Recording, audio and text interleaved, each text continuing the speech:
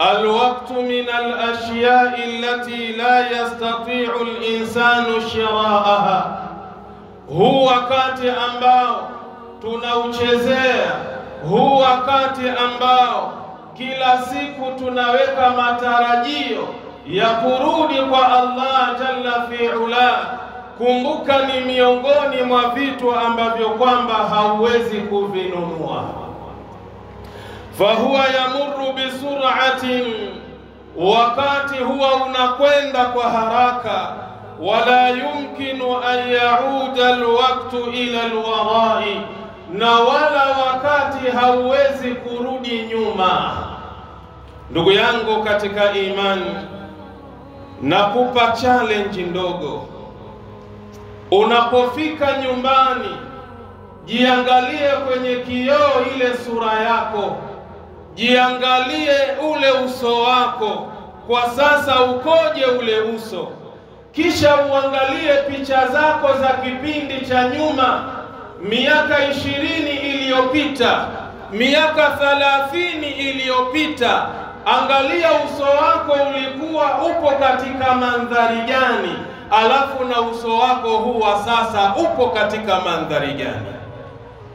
Hii inamaanisha ya kwamba kila unapopiga hatua katika umri wako, vile vile afya yako inabadilika, mwili wako unabadilika, maumbile yako yanabadilika.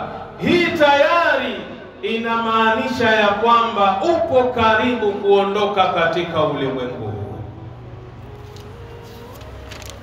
Ikhwata al-iman, ndugu zangu katika imani, innal waqta huwa umru al-insani, hakika ya huu wakati tunaouchezea ndiyo umri wa mwanadamu. Wa huwa mustawda'u amalihi, na huu wakati ambao tunauchezea, ambao ndiyo umri wetu, ndiyo store ya yale mambo ambayo tunayoyafanya katika huu ulimwengu.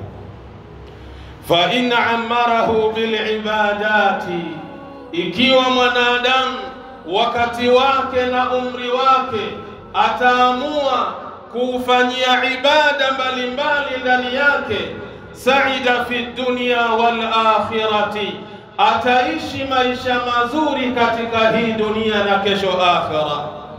Wa in dayya'ahu, na atakapoamua kuupoteza wakati wake, fima la yanfa'uhu, katika yale ambayo hayatokuwa na manufaa na faida kwake yeye, faqad khasara fi dunya wal akhirah, ajue amepata khasara katika hii dunia na kesho akhira.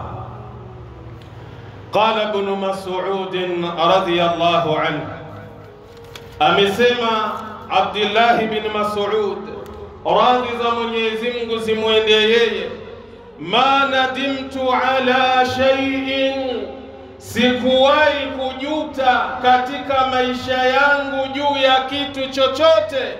Nadami, majuto yangu mimi, ala yaumin gharabat shamsuhu, ni siku ambayo jua lake linazama, naqaswa fihi umri, umepungua ndani yake umri wangu, walam yazid fihi amali, na wala ndani ya siku hiyo hakuna amali ambayo imekuwa ni chanzo na sababu kuongeza zile thawabu zangu. Na leo tunaona masala haya ni mepesi. Leo unamkuta kijana anaikimbia nyumba ya ibada.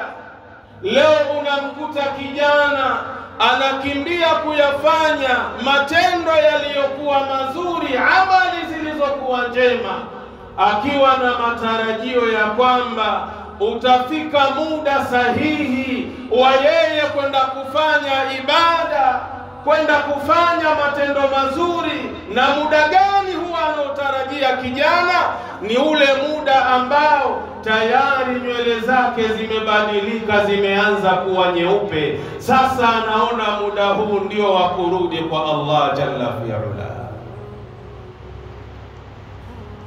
Kama ameagana na Allah ya kwamba mimi ya Allah niache haya mazuri kwa sasa ambayo umeyaharamisha. Hapana, ebu niache kwanza nifanye zinaa, ebu niwache kwanza niibe, ebu niache kwanza ninyang'anye, kisha nitakapozeeka ndio nitarudi kwako ya Allah.